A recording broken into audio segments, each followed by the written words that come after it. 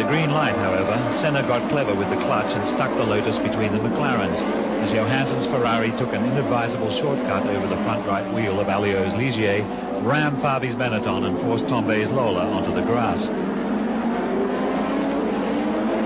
Both the Lola and the Ferrari continued, but Fabi's Benetton was obliged to advertise sportswear from the stationary position.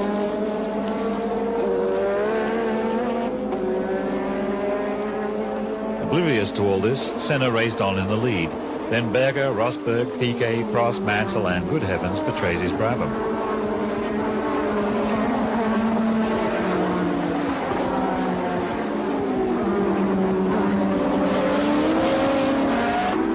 With Senna in charge, the top three moved on in good order.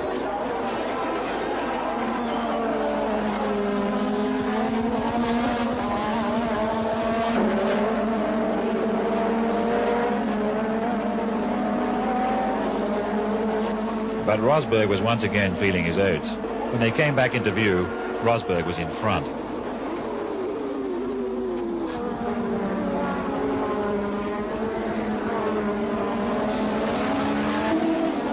While Rosberg stretched his lead, Piquet drew a bead on Berger.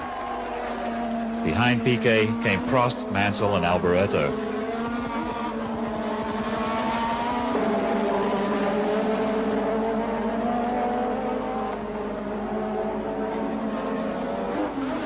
Rosberg still led, but Piquet had got by Berger into third place behind Senna.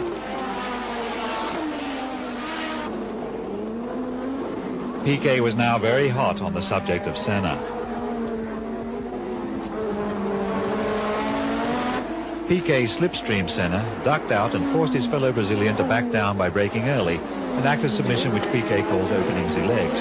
Senna opened the legs with great reluctance. Berger's Benetton had been going well until its electrics played up. Up at the front, Rosberg found himself harried by Piquet.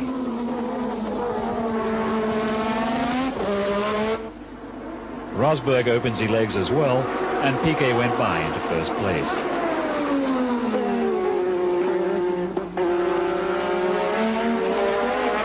Mansell went through the chicane ahead of Alboreto, but hopped the curb and took an excursion through the dirt. Piquet arrived early for a pit stop when they were expecting Mansell.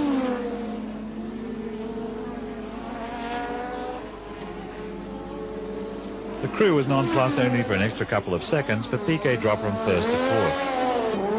Rosberg also stopped for tyres. And so did Prost.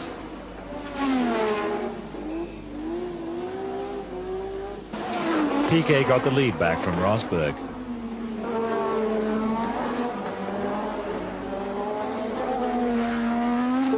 Piquet stopped again because they had given him Mansell's tyres on the last visit and he wanted his own. This time he dropped from first to third. At his standard overtaking point, Piquet recovered second place from Prost. Piquet recovered first place from Rosberg by driving around him in a fashion on which Rosberg thought he had the copyright.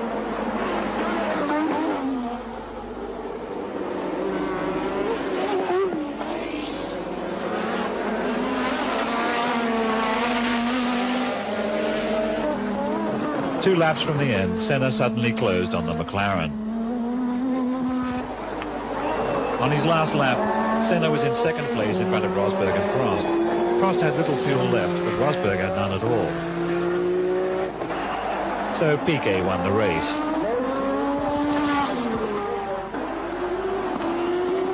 Senna, with only a few drops left, weaved home like someone who had had a drop too many. Prost is a man of great patience, but the fuel rules were testing it to the limit. He tried pushing, but gave up. Piquet had enough fuel left to do a victory lap and give Rosberg a lift home. So Mansell, who might have finished fifth if the McLaren's engines had been a bit less greedy, was up on the podium in the champagne squirting contest, and that much closer to the World Championship.